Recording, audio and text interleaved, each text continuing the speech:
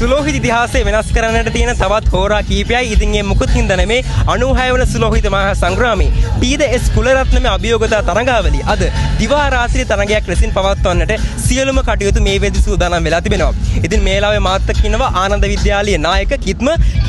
මොකද දැන් ඔසන්ත තීරණය කරලා තියෙනවා පළමුවෙන්ම පන්දුවට පහර දෙන්න. ඔබට මොකක්ද ඒකෙන් හිතෙන්න වගේම අද තරඟය ජයග්‍රහණය කරගන්න මොන වගේ ප්ලෑන් එකක් තුවා ගාව තියෙන්නේ? ඇත්තටම අයි මේ වෙනකොට අපි හොඳ ප්ලෑන් එකක් හදුවා වැඩ කරනවා. අපි සුදු බෝලේ හොඳ ප්‍රැක්ටිස් කරලා තියෙනවා. අපි සුදු බෝලෙන් අපේ ටීමේ හොඳට කරමු සයිඩ් එකකින් ඉන්න අපිට.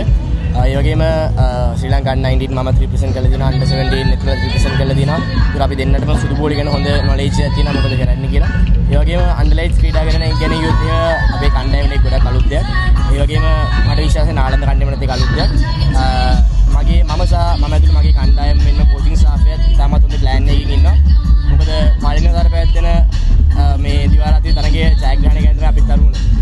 ඉතින් සුබපතනවා කිත්මල ඇතුළු කණ්ඩායම් දෙකේම නායකවරුන්ට අද තරගය හොඳින් ජයග්‍රහණය කරන්නට කියලා. ඉතින් ආරාධනා කරනවා තවමත් ඔබ නිවසට වෙලා අපි බලන් ඉන්නවා නම් දැන්ම එන්නේ SSC පිටියට මේ 96 වන සුලෝහිත මහා සංග්‍රාමයේ අවසාන දිනයේ පහස විඳ ගන්නට.